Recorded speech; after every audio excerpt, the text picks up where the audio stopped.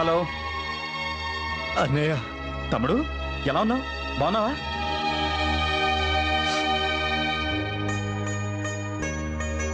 బాలేనన్నయ్య. ఏంట్రా, ఏమైంది? నీ తమ్ముడు హంతకుడయ్యాడన్నయ్య. అవునన్నయ్య, నేను మోసపోయాను. నాకు ఉద్యోగం ఇచ్చిన వాళ్ళు మాఫియా మనుషులు. నన్ను వాళ్ళు మర్డర్ కేసులో ఇరికించారు. అనుకోని పరిస్థితుల్లో నేను వాళ్ళందరినీ షూట్ చేయాల్సి వచ్చింది. ఇక్కడ నా పరిస్థితి చాలా హీనంగా ఉందన్నయ్య. ఎప్పుడు ఎవరు చంపేస్తారో కూడా తెలియట్లేదు.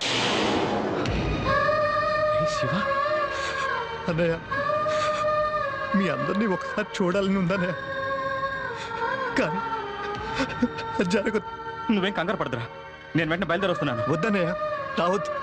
వస్తే అనవసరంగా నువ్వు కూడా ఇబ్బందుల్లో పడతావు. అలాంటిదేం ఉండదురా, నేను దుబాయ్ బయలుదేరుతున్నాను. వద్దన్నయ్య. నార్మల్ వచ్చి నేను ఎక్కడ ఎలా కలవాలో అది మాత్రం చెప్పు. ఇంత హడావిడిగా నువ్వు దుబాయ్ వెళ్ళడం దేనికిరా? కంగారు పడాల్సింది ఏం లేదని చెప్పాను కదమ్మా, ఏదో చిన్న ప్రాబ్లం. అలా అయితే మీరు వెళ్ళడం దేనికండి? లేదమ్మా, వాడు చెయ్యకూడని పని ఏదో చేస్తుంటాడు, వీడు మన దగ్గర దాస్తున్నాడు. వాడు చిక్కుల్లో ఉన్నాడమ్మా. దేశం కాని దేశంలో వాడికి తోడు ఎవరుంటారు? అందుకే నేను వెళ్ళి వాడిని తీసుకొస్తాను. అసలు ఆ రోజు వాడిని దుబాయ్ వెళ్ళదని గట్టిగా చెప్పుంటే ఈ గొడవలన్నీ వచ్చుండేవి కాదుగా. అసలు వాడితో ఎప్పుడూ ప్రాబ్లమ్సే. చేసిన దానికి అనుభవించనివ్వండి. ఏయ్, వాడు నా తమ్ముడు. అమ్మా, నేను వచ్చే వరకు జాగ్రత్తగా ఉండండి.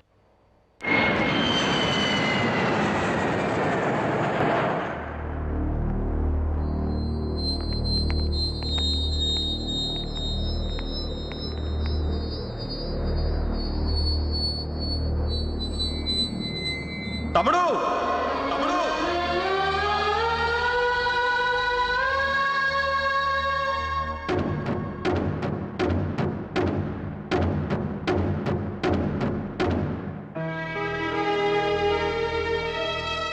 అన్నయ్య.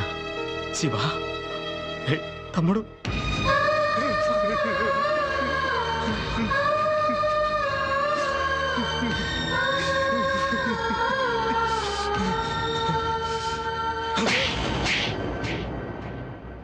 ఏంట్రా, ఏంట్రా ఇదంతా? ఎలా అయిపోయావు చూడు. అందుకే చెప్పాను, మనకున్న దాంట్లో ఏదో ఒకటి చేసుకుని అక్కడే బతుకుదారా అంటే డబ్బు సంపాదిస్తాను, గొప్పవాడిని అవుతానని వచ్చావు. ఇప్పుడు చూడు ఏమయ్యావు. ఏంట్రా ఇది? ఎందుకు రానికి ఇది? అమ్మా, మీ వదిన ఎంత కంగారు పడుతున్నారో తెలుసా? తప్పు చేశానన్నయ్య. రేయ్, జరిగింది ఏదో జరిగింది. పద, మనం ఇక్కడి నుంచి వెళ్ళిపోదాం. అలాంటి అవకాశమే ఉండుంటే తన్ని మేమే పంపించేవాళ్ళం. ఇప్పుడు తనున్న పరిస్థితిలో బయటికి రావటమే కష్టం. చిన్నవాళ్ళైన మీకు చేతులెత్తి దండం పెడుతున్నాను. నా తమ్ముడు నాకు కావాలి. ఎలాగైనా బయటపడే మార్గం చూడండి.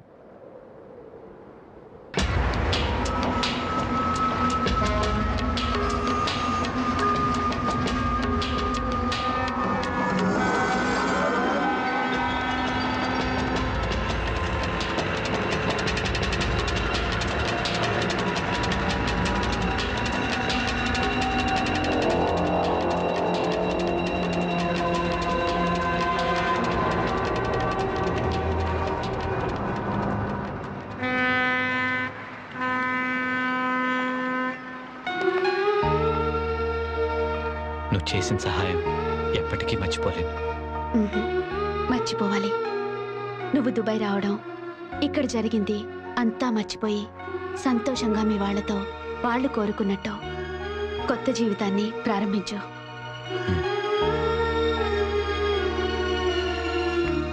థ్యాంక్స్ సత్యబాబు. దానికే ఉందిలే. వీడు ఈ రోజు ఇక్కడి నుంచి బయటపడుతున్నాడంటే దానికి కారణం మీరే. సార్, మాలాంటి వాళ్ళు రోజుకి కొన్ని వందల మంది ఉద్యోగాల కోసం ఈ దేశం వస్తుంటారు. అందులో కొంతమందిని మాఫియా వాళ్ళు ట్రాప్ చేస్తుంటారు. ఇది వన్ వే సార్. రావడమే కానీ తిరిగి వెళ్ళడం ఉండదు. మా శివ అదృష్టవంతుడు కాబట్టి మీలాంటి అన్నయ్య దొరికాడు. సార్, ఇంకా ఆలస్యం చేయడం మంచిది కాదు. వెళ్ళండి. వస్తాను.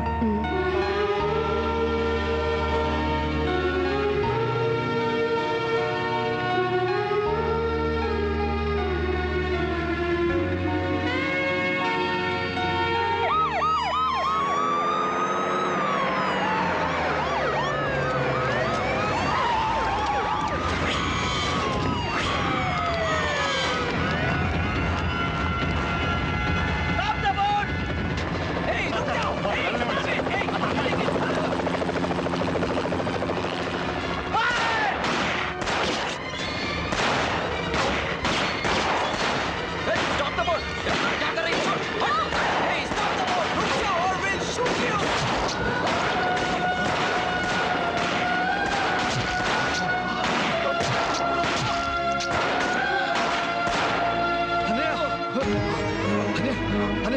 నీకేం కాదనే నేనున్నాననే అనే ए, वोट आपो आपो नहीं वोट रोकेंगे तो पुलिस हमको भी शूट कर देगी నువ్వెందుకంటే వచ్చానే అరుణ లేదు లేదు అనే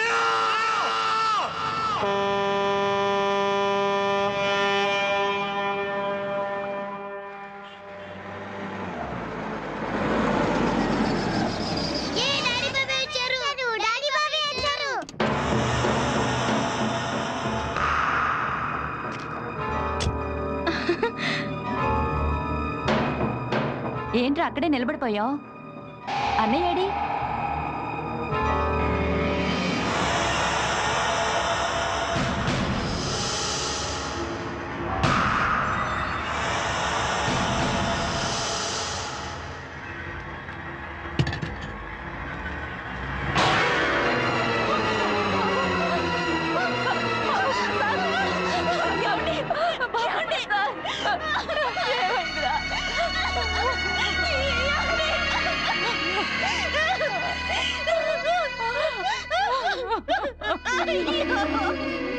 బాబాయ్ డాడీకి ఏమైంది బాబాయ్ చెప్పు బాబాయ్ బిడ్డకేమైందిరా? చెప్పరా. అక్కడ జరిగిన గొడవలో నన్ను కాపాడబోయి పోలీసుల చేతుల్లో అన్నయ్య లేదు లేదురా, ఆయన్ని పోలీసులు చంపలేదు, నువ్వే చంపావు. వదినా వద్దు, నువ్వు నన్ను అలా పిలవద్దు. నీ వల్ల ఆయన ప్రాణాలు పోయాయి. నీకు డబ్బు మీద ఉన్న ఆశే ఇవాళ ఆయన ప్రాణాలు తీసింది. మేము అనాథలం అయిపోయాం. వదినా నేను చెప్పేది వదినా ఏం చెప్తావురా? ఆ రోజు అందరం వద్దు వద్దు అంటున్నా వినకుండా వెళ్ళావు. నువ్వేదో బాగుపడతావు నాసుతో ఆయన నిన్ను పంపిస్తే చివరికి ఆయన్నే లేకుండా చేసావు కదరా. ఒరేయ్, మా నాన్న వస్తాడని ఎదురు చూస్తున్న నా పిల్లలకి ఏం సమాధానం చెప్తావు? చెప్పరా చెప్పరా.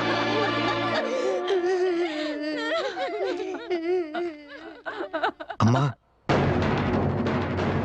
ఎవడ్రా నీకమ్మ? ఇక మీదటి నీకు అమ్మ లేదు. అమ్మ కన్నీళ్లు తుడిచేవాడు కొడుకు అవుతాడు కానీ కన్నీళ్లు తెప్పించేవాడు కొడుకు కాదురా. తోడబుట్టిన వాడి చావుకి కారణమైన నిన్ను నా కొడుకుని చెప్పుకోవడానికి అసహ్యంగా ఉంది. ఇక మీదట నువ్వు నన్ను అమ్మ అని పిలవద్దు. ఈ క్షణం నుంచి ఈ గుమ్మంలో అడుగు పెట్టడానికి వీల్లేదు. అమ్మా మా నేను ఎవరితోనూ మాట్లాడడానికి వీల్లేదు. ప్రాణంగా ప్రేమించే వాళ్ళు దూరం అయితే కలిగే బాధ ఏంటో నీకు తెలియాలి. నీ వల్ల జరిగిన నేరానికి నువ్వు శిక్ష అనుభవించాలి.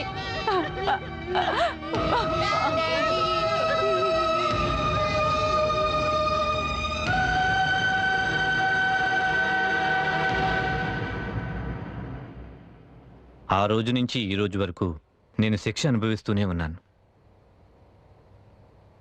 నేను ఇక్కడ ఉండటం వాళ్ళు బరువు అనుకున్నారు, నేను బాధ్యత అనుకున్నాను. ఒంటరాడదాన్ని ఈ లోకం ప్రశాంతంగా ఉండవదని తెలిసే వదిన వెంట రోజు బాడీగార్డ్లా తిరిగేవాడిని.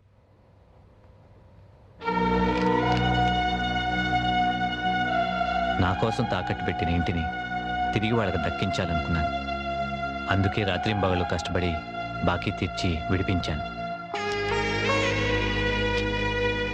తండ్రిని కోల్పోయిన ఆ ఇద్దరు పిల్లల మంచి భవిష్యత్ కోసం, ఏ ఆధారం లేని అమ్మా వదిలిన కోసం వాళ్ళందరి పేర్ల మీద ఫిక్స్డ్ డిపాజిట్లు చేశాను.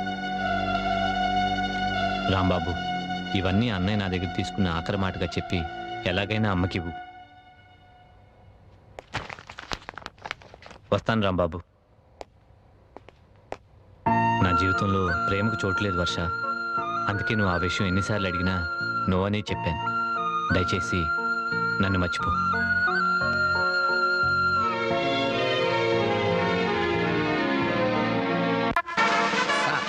మళ్ళీ మీతో వాతలు పెట్టించుకోకుండా మీకు నచ్చే విధంగా మొత్తం మార్చేసాం.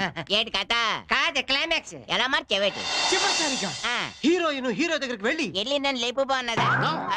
నేను నిన్ను మర్చిపోతాను, నువ్వు కూడా నన్ను మర్చిపో అంది. మరి అప్పుడు హీరో ఏమన్నాడే నేను నేనంత తేలిగ్గా మర్చిపోలేను, అయినా నాకేం తక్కువ అని అన్నాడు. అప్పుడు హీరోయిన్ ఏమందో తెలుసా? మా మావయ్య కంటే నీకు అన్నీ తక్కువే, హ్మ్. ఆస్తి తక్కువ, బలం తక్కువ, కండలు తక్కువ, గుండెలు తక్కువ అంది. దాంతో హీరో సిగ్గుపడి తలదించుకున్నాడు. నువ్వు చెప్పు.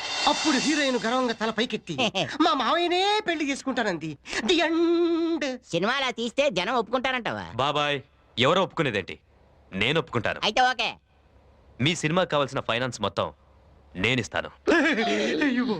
Thank you sir, thank you very much. మీరు మనిషి బండైనా మీ మనసు చల్లని కుండ అని నిరూపించారు. త్వరగా డబ్బులు ఇస్తే షూటింగ్ స్టార్ట్ చేస్తాం సార్. తొందరగా ఇచ్చేయండి సార్, యాక్షన్ కట్ చెప్పి చాలా రోజులైంది, నాలుగు దురదపట్టేస్తుంది కదా. రాయ్ బంగారుని పిలవరా, తన చేతుల మీదుగా ఇప్పిస్తాను. అలాగేనా సార్ ఆ, ఓపెనింగ్ కి మీరు వచ్చి క్లాప్ కొడితే బాగుంటుంది సార్. చూద్దాం. తమ్ముడు, మ్మ్. వర్ష కనిపించట్లేదురా. రూమ్ లో ఈ లెటర్ ఉంది.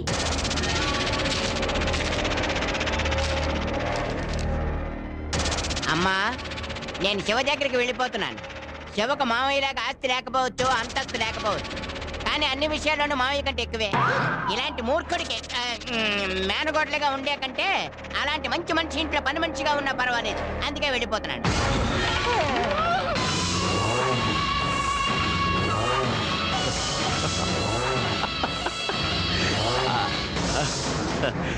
మ్మ్.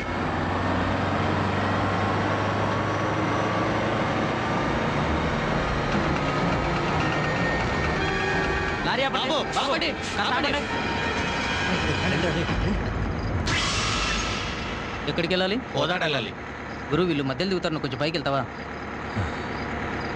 సరే.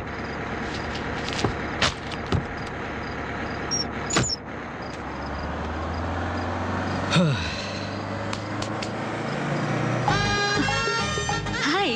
ఏ నువ్వేంటి ఇక్కడ? నువ్వు ప్రేమించే నీ వాళ్ళు కాదన్నారని నువ్వు వెళ్ళిపోతున్నావు. నేను ప్రేమించిన నువ్వు కాదన్నావని నేను వెళ్ళిపోతున్నాను. ఎక్కడికి? నువ్వెక్కడికి? తెలీదు. నాకు తెలియదు నేను ఎక్కడికి వెళ్తున్నానో. ఏయ్ ముందుకి నుంచి దిగిపో. Hello, I'm also a co passenger of this, you no.